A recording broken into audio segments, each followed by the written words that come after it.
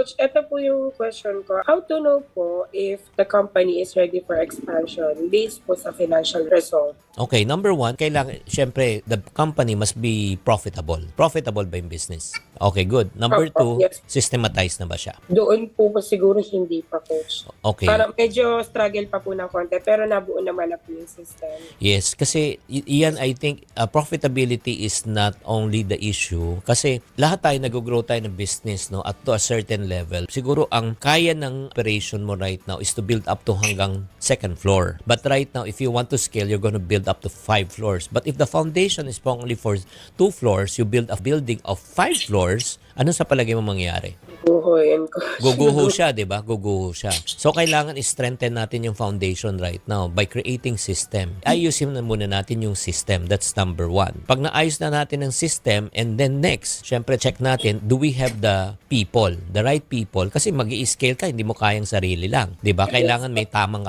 tao, trained na tao, alam nila yung system, ma-implement nila yung system. And the last thing that we should consider, if it's already scalable, pwede ka na mag-expand, do you have the resource? When you say resource, do you have the time? Do you have the money? Do you have the energy? Do you have the skill? So, marami siyang factor na kailangan i-consider, hindi lang basta feel mo.